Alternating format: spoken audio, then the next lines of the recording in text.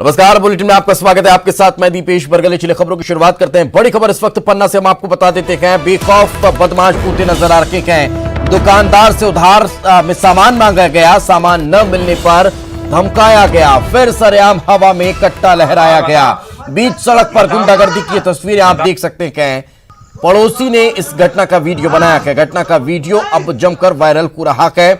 देवेंद्र नगर थाने की यह घटना बताई जा रही है। तो ये बड़ी खबर इस वक्त हम आप तक पहुंचा रखे हैं, जहां पर उधार में सामान न देने पर दुकानदार को धमकाने का काम ये दहशतगर्द करता हुआ नजर आ रहा है।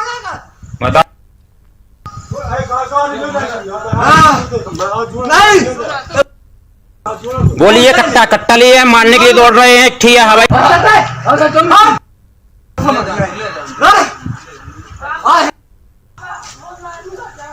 बताओ ना, बताओ बताओ बताओ बताओ।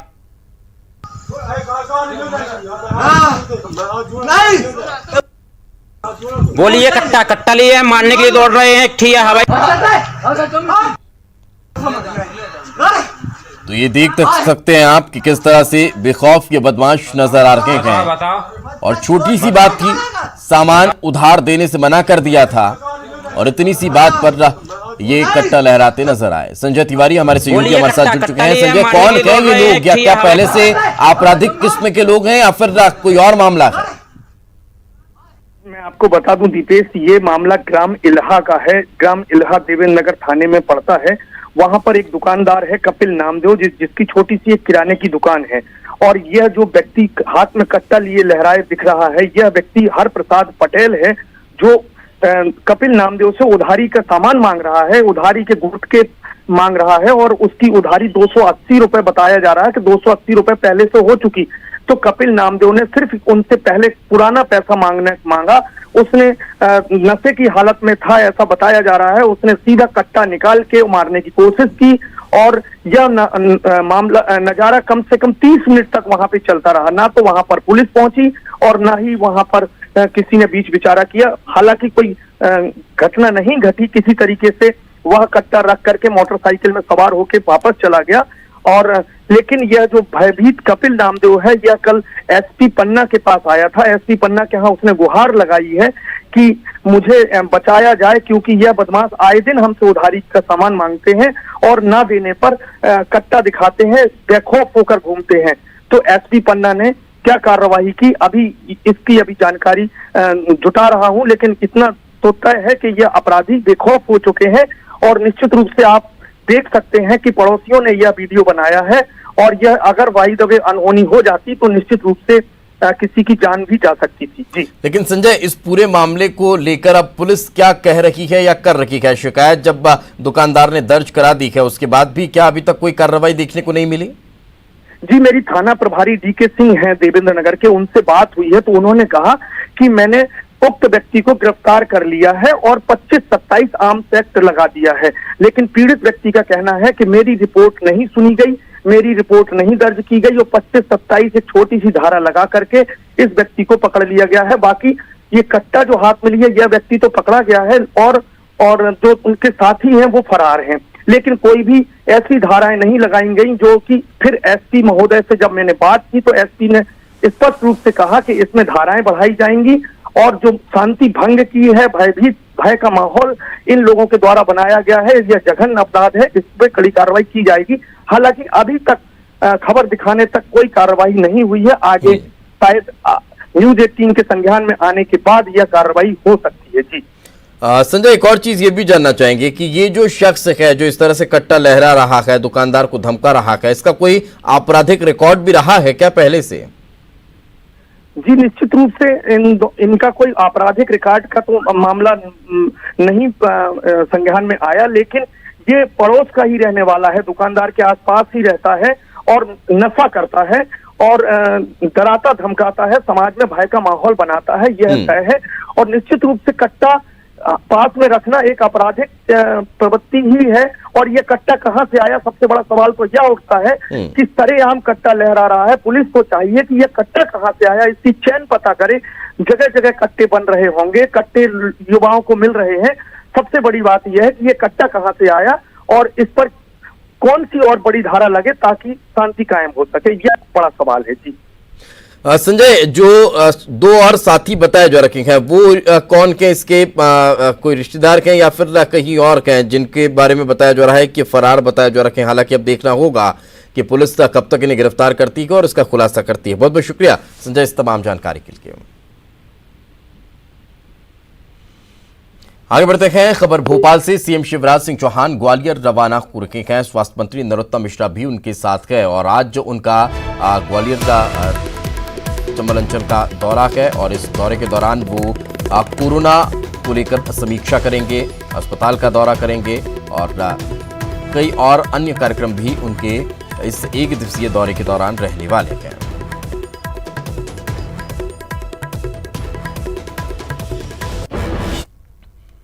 आगे बढ़ते हैं, छत्तीसगढ़ राज्य विधिक सेवा प्राधिकरण आज पहली बार वीडियो कॉन्फ्रेंसिंग के जरिए लोक अदालत का आयोजन कर रही है। शाम 5 बजे तक का 3131 मामलों की सुनवाई की जाएगी। इसके लिए प्रदेश भर में 250 से ज्यादा खंडपीठ बनाए गए हैं।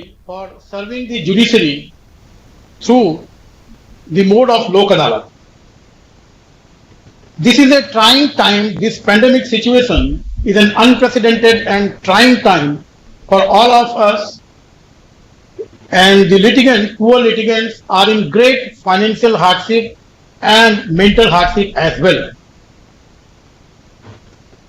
No time would have been much appropriate and suitable for holding this video conferencing Lok Adalat than the present one, when we have to reach to their doorstep to prove that the justice delivery system is alive to the problems of poor litigants and that we are ready to reach out to them by whatever means possible.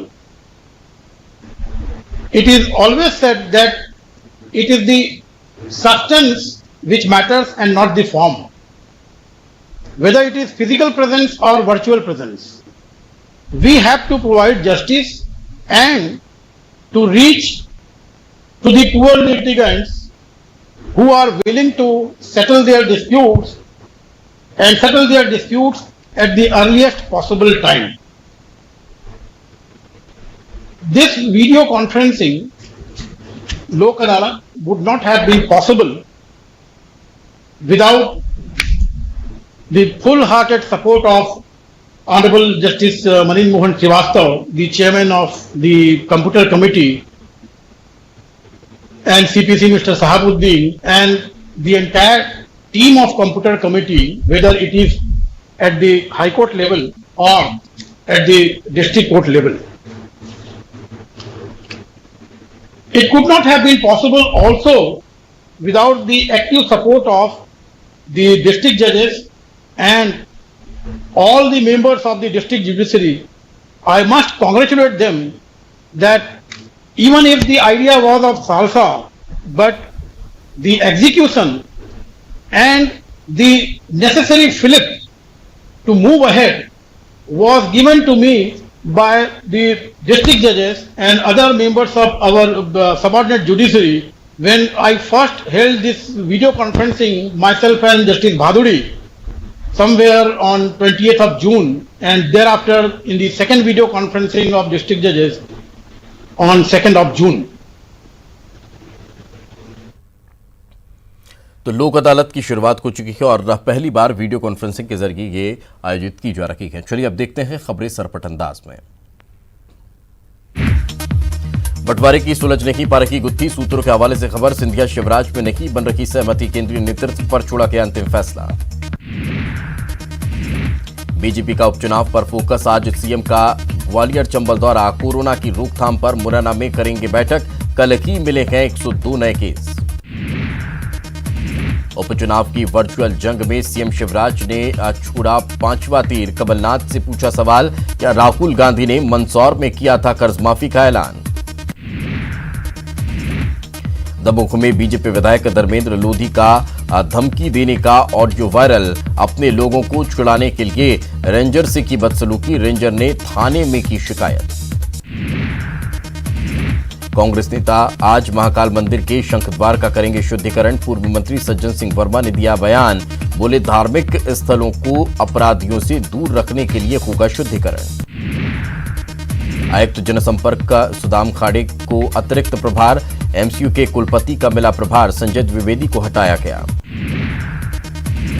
Madhya Pradesh में corona की रफ्तार, corona मरीज 16,000 पार। इंदौर में 89, ग्वालियर में 62 मिले नए case, अब तक 12,000 से ज्यादा रिकवर। छत्तीसगढ़ में कोरोना का कहर जारी, कल मिले 166 नए मरीज, आंकड़ा पहुंचा 3800 के पार। कवर्धा में 71 लाख रुपए के लूटकांड का खुलासा, राइस मिल का कर्मचारी ही निकला मास्टरमाइंड, 6 आरोपी गिरफ्तार, 68,50,000 रुपए बरामद। छत्तीसगढ़ में पहली बार आज वीडियो कॉन्फ्रेंसिंग के जरिए शुरू हुई लोक अदालत।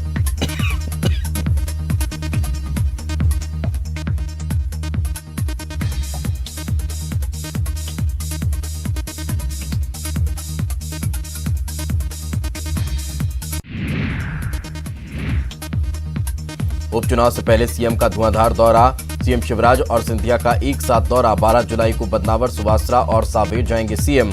13 जुलाई को सुर्खी, मुंगावली और अशोकनगर का दौरा, तो 14 जुलाई को बमूरी, काठपीपलिया और आगरमालवा। इंदौर में नहीं थम रहा कोरोना का कहर, कोरोना के 89 नए मरीजों की हुई पुष्टि। शहर में कुल संक्रमित मरीजों का आंकड़ा हुआ 5100 से ज्यादा। सीधी में शराब की बोतल में मिला जहरीला कीड़ा, शराब दुकान संचालक ने गलती पर पर्दा डालने की कोशिश, जिले के जिम्मेदार आबकारी अधिकारियों ने साधी चुप्पी। सीधे के कबरजी थाना इलाके में नदी में डूबने से एक बच्चे की मौके पर मौत, दूसरा बच्चा गंभीर हालत में जिला अस्पताल में भर्ती। ग्वालियर में कोरोना के बड़े केस, 62 कोरोना के मिले नए केस, जिले में पॉजिटिव मरीजों का आंकड़ा हुआ 830 से ज्यादा। मंडला में मलथा गांव में 2 बच्चे अनाथों की तरह जीने को मजबूर, अनाथ बच्चों को मदद की दरकार। पिता की मौत, मां ने बच्चों को छोड़ा, केंद्रीय मंत्री ने मदद की कही बात। चलिए फिलहाल रुकेंगे एक छोटे से ब्रेक के लिए, ब्रेक के बाद जल्द हाजिर होंगे।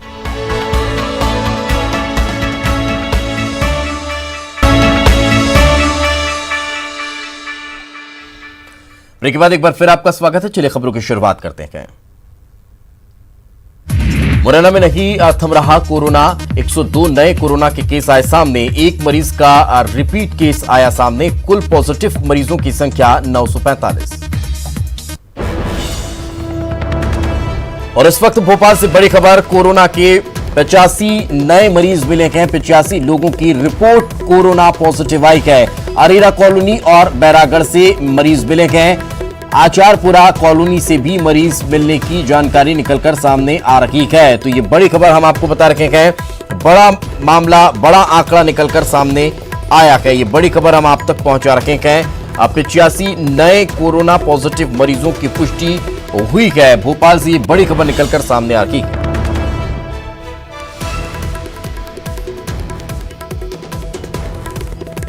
तो लगातार कोरोना संक्रमित मरीजों के आंकड़े में इजाफा हो रहा है और 85 नए मामले सामने आए हैं, 85 लोगों की रिपोर्ट पॉजिटिव आई है। ये बड़ा अपडेट इस वक्त राजधानी भोपाल से निकलकर सामने आ रहा है। राजधानी के कई इलाके हैं जहां ये 85 लोगों की रिपोर्ट पॉजिटिव आई।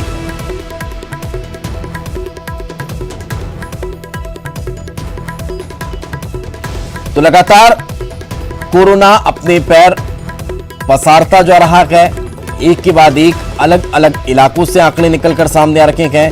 और ज्यादा जानकारी के साथ हमारी सहयोगी पूजा हमारे साथ जुड़ चुकी है। पूजा, कितने सैंपल लिए गए थे जिनकी जांच के बाद ये 85 लोग पॉजिटिव पाए गए? देखिए, लगातार सैंपल्स लेने का सिलसिला जारी है और लगभग 900 से 1000 की संख्या में रोजाना सैंपल्स ली जा रही है। और टेस्टिंग के आधार पर ये सामने बात आ रही है कि अनलॉक फेज में लगातार ये संक्रमण बढ़ता हुआ ही दिखाई दिया है, जिसको लेकर के प्रशासन अब काफी अलर्ट हो गया है। यही वजह है कि अब रविवार को कंप्लीट लॉकडाउन लगाने के भी निर्देश दे दिए और साथ साथ अब एक स्ट्रैटेजी के तहत प्रशासन काम कर रहा है, जिसके तहत ये स्ट्रैटेजी बनाई गई है कि जो भी नए हॉटस्पॉट जोन निकल करके सामने आ रहे हैं वहां पर लॉकडाउन लगाया जाएगा। 7 दिनों के लिए लॉकडाउन लगाया जाएगा ताकि स्थिति कंट्रोल में आ सके।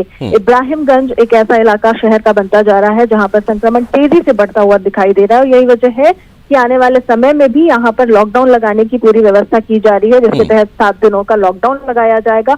और साथ ही साथ प्रशासन ने ये भी कह दिया है कि न केवल इब्राहिमगंज, अगर इस तरीके की मॉनिटरिंग जैसा कि स्वास्थ्य विभाग कर रहा है, जो भी जांच दल है वो कर रहे हैं, और जिस इलाके से भी ज्यादा संक्रमण के लोग निकल करके सामने आएंगे वो इलाका हॉटस्पॉट जोन की कैटेगरी में चिन्हित कर लिया जाएगा और आने वाले दिनों में उस पर रोकथाम के लिए कि कंट्रोल हो सके कोरोना के संक्रमित मरीजों का, आने वाले टाइम में वहां भी लॉकडाउन, कंप्लीट लॉकडाउन लगाने की पूरी तैयारी कर रहे हैं। लेकिन जिस तरीके से कोरोना का ग्राफ अभी देखने को मिल रहा है कि लगातार जुलाई की शुरुआत से ही बढ़ता जा रहा है, यकीनन शहर के लिए कहीं ना कहीं चिंताजनक स्थिति है, क्योंकि लोगों को ये समझना होगा कि अभी भी कोरोना खत्म नहीं हुआ है। भले ही उन्हें थोड़ी बहुत छूट जरूर मिल गई है अनलॉक फेज के दौरान, लेकिन अभी भी खुद को पाबंदिशें लगाने की उन्हें बहुत जरूरी है, क्योंकि जो घनी आबादी वाले क्षेत्र हैं या पुराना इलाका है भोपाल का, वहां ये संक्रमण तेजी से बढ़ता हुआ पहले की तुलना में अब ट्रिपल स्पीड से बढ़ता हुआ दिखाई दे रहा है। और यही वजह है कि जब अनलॉक हो गया है तो पुराने इलाके के साथ साथ अब नए शहर, जो नए क्षेत्र हैं शहर के,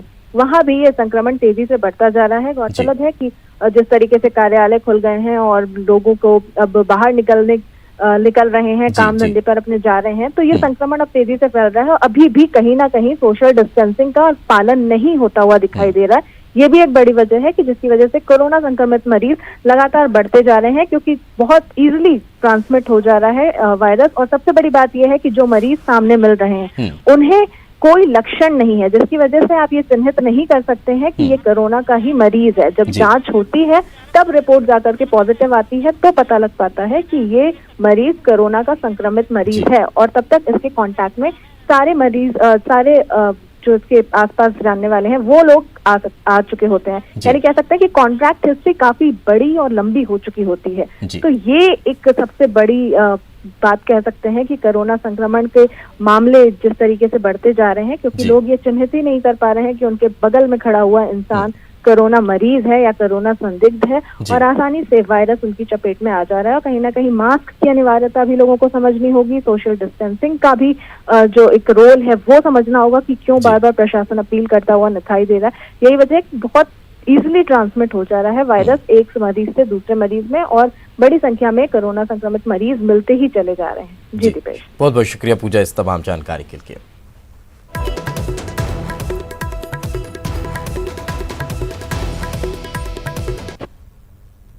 चलिए आगे बढ़ते हैं खबर शहडोल से। गैंगस्टर विकास दुबे के साले ज्ञानेंद्र निगम उर्फ राजू खुल्लर और उसके बेटे मयंक को यूपीएसटीएफ ने छोड़ दिया है। बाप बेटे घर वापस पहुंचे हैं। एक हफ्ते पहले यूपीएसटीएफ की टीम साथ ले गई थी। विकास के एनकाउंटर के बाद पत्नी ने गुहार लगाई थी, पति और बेटे को छोड़ने की गुहार लगाई गई थी। विकास को कुकर्मों की सजा मिली है। राजू खुल्लर यूपी और एमपी सरकार का आभार भी जताते नजर आ रहे हैं।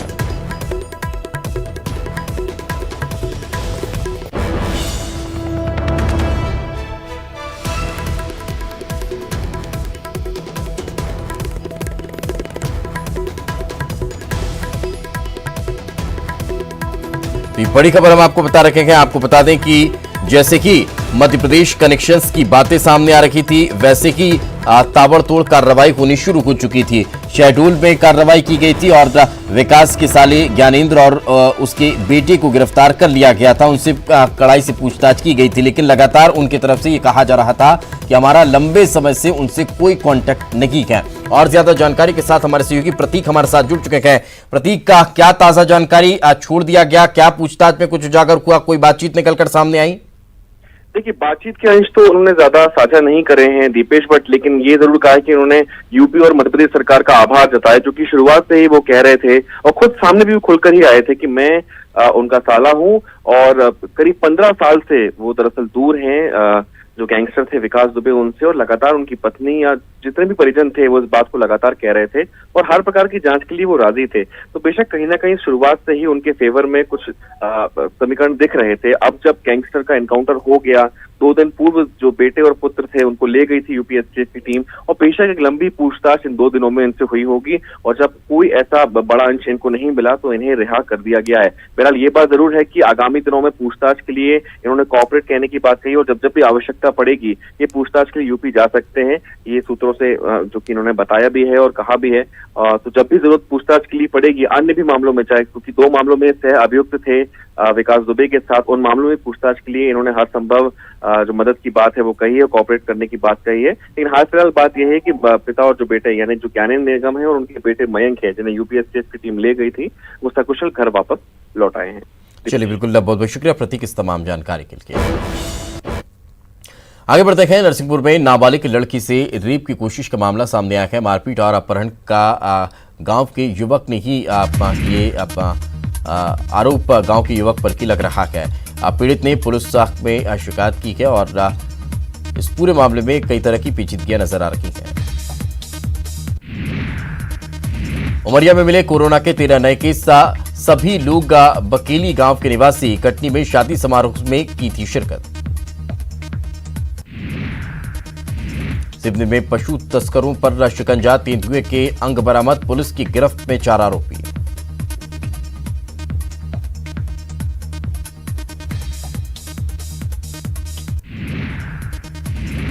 कांग्रेस पर बरसे मंत्री तुलसी सिलावट, बयान को गलत तरीके से पेश करने के लगाए आरोप, बोले गैंगस्टर विकास को बताया था कलंक।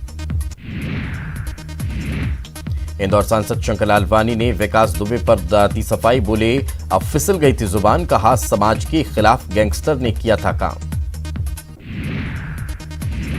ओपीएस भदौरिया पहुंचे ग्वालियर, विजया राजे सिंधिया और माधवराव सिंधिया के समाधि स्थल पर दी श्रद्धांजलि, भिंड के विकास की कही बात। पूर्व मंत्री जयवर्धन सिंह ने सिंधिया समर्थक के खिलाफ की शिकायत, सोशल मीडिया पर गलत प्रचार करने के लगाए आरोप, भावी मुख्यमंत्री लिखे जाने पर जताया ऐतराज। भोपाल में पूर्व मंत्री पीसी शर्मा ने सोशल डिस्टेंसिंग का नहीं किया पालन, भूमि पूजन कार्यक्रम में लिया था हिस्सा, कांग्रेस नेता का मास्क बना रहा शोपीस। मुंगेली में लगातार बढ़ रहे अपराधों पर लगाम लगाने के लिए एसपी ने सभी पुलिस अधिकारी और थाना प्रभारियों को दिए निर्देश, ड्यूटी में लापरवाही नहीं बरतने को भी कहा। बेमेतरा के नवागढ़ में अतिक्रमण हटाने के दौरान जमकर हंगामा, राजनीतिक दबाव में बिना नोटिस दिए ही आदिवासी की दुकान को तोड़ने का आरोप। राजनांदगांव के सोमनी थाना इलाके में वकील की हत्या, गांव के बाहर पुल के नीचे मिला वकील संजय साहू का शव, पुलिस कर रही मामले की जांच। बिलासपुर में आय बढ़ाने के लिए रेलवे का प्लान, बिजनेस डेवलपमेंट यूनिट का किया गठन, रेल अधिकारी करेंगे मार्केटिंग, बस की जगह रेल से माल ढोने के लिए व्यापारियों को किया जाएगा प्रोत्साहित। बस्तर में गांजा की तस्करी, बस्तर में नहीं थम रही गांजे की तस्करी, 1 साल में 3 करोड़ का गांजा जब्त। कोरोना संकट के दौरान वकीलों को हो रही आर्थिक समस्या को लेकर दायर जनहित याचिका पर सुनवाई, हाईकोर्ट ने स्टेट बार काउंसिल को दिया निर्देश, 15 दिनों के भीतर मीटिंग कर हाईकोर्ट को जानकारी देने का दिया निर्देश। दुर्ग सांसद विजय बघेल परिवार सहित होम क्वारंटीन, बीजेपी के एक कार्यकर्ता के रिश्तेदार के कोरोना पॉजिटिव पाए जाने के बाद एहतियातन सांसद ने खुद को किया क्वारंटीन। और चलिए इसी के साथ इस बुलेटिन में फिलहाल इतना की खबरें लगातार जारी हैं।